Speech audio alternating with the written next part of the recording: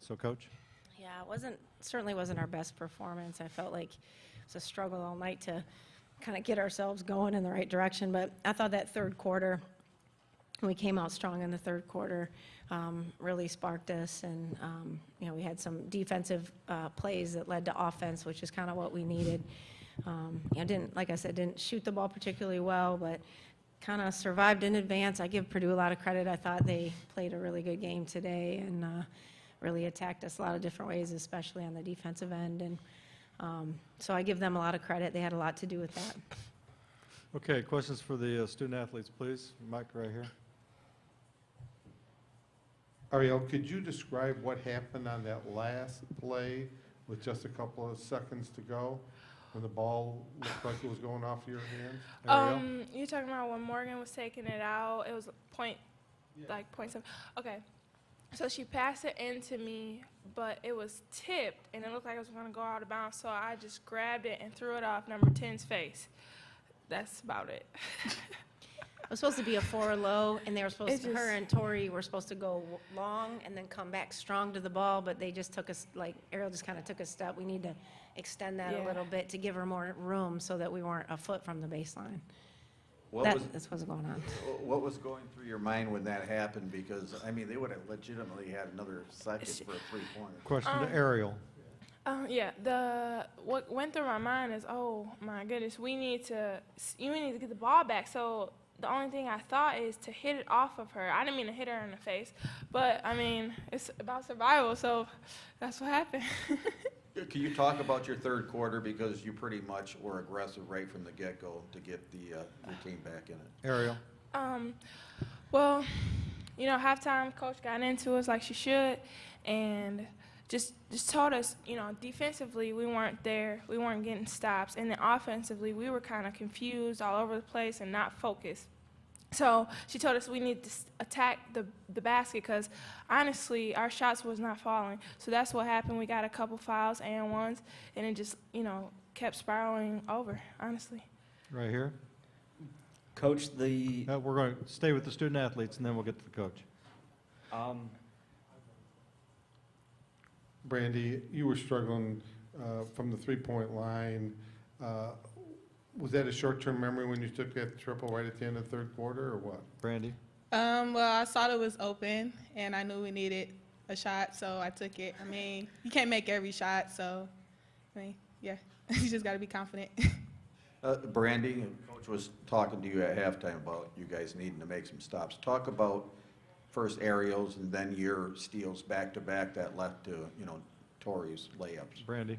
I know my defense brings a lot of energy to our team, so for me to come out aggressive defensively, that really helps us offensively, and for everybody else on our team to, pick up their energy on defense. Right here. Brandy, when you made that three-pointer, you had a good half second there to look at the rim before you shot it. You looked very confident. How ready are you to step up and make big plays like that and come tournament time? Brandy?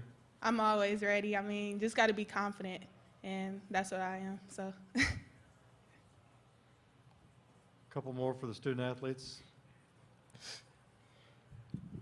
Were you making a concerted effort early to, almost force the ball too much inside? Because it looked like, I think there was 4 of your first 6 turnovers were trying to get the ball inside to Jay. Who's that for? I'm sorry, to Ariel. Oh, I'm sorry. I guess you can say that.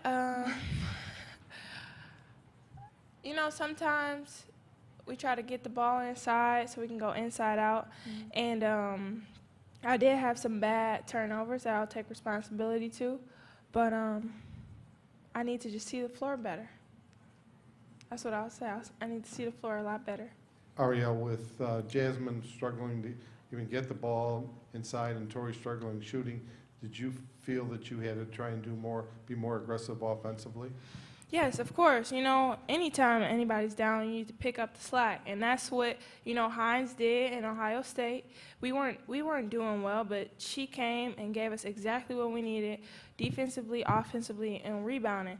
And anytime someone's having a bad game, including me, others need to pick it up. And if someone's having a bad game like Tori, I need to pick up the slack and not complain, because once we all get on the same page, nobody's going to be able to stop us. Last one for the student athletes. Ariel, at Yes. what point in the game do you feel most comfortable? When we finally took the lead.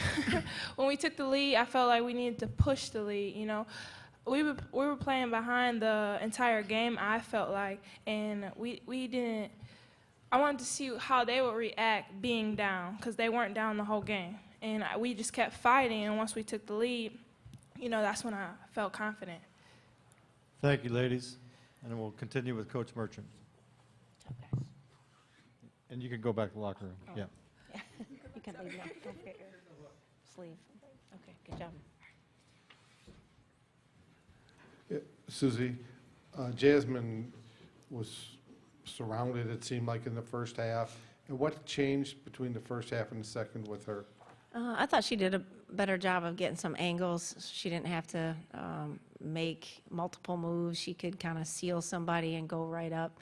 I thought in the first half she was trying to, really just kind of flashing in there with someone on her back versus trying to get someone to the high side or the low side.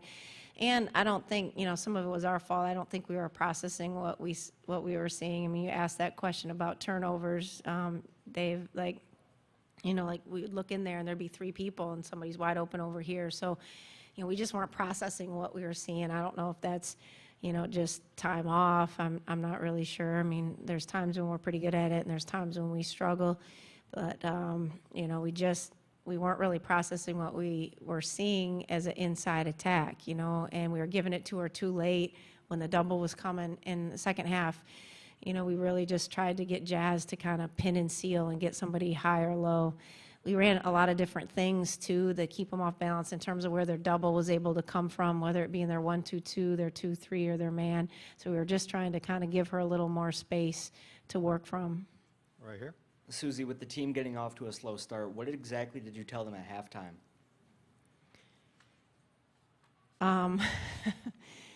Well, yeah, that was an interesting conversation. I think every coach has one, right? I mean, it is what it is. We had 4 assists at halftime, so we were really selfish, self-centered. Our transition defense wasn't very good. People were not defending very well. I thought April Wilson was spectacular in the first half, and we didn't have an answer for her. She was going right by any guard.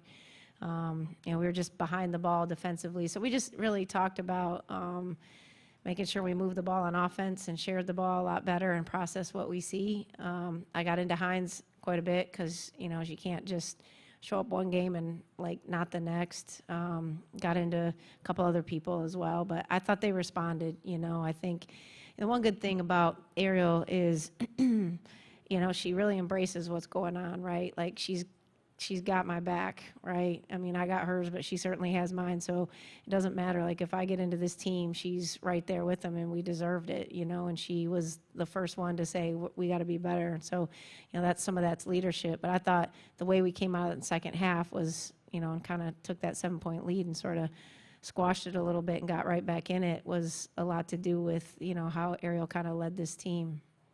Right here. Yeah, Tori didn't score until the fourth quarter. Is it mechanical? Is it psychological? Yeah, I mean, I don't know. I mean, you can ask her that question. It's she's better than what she's playing.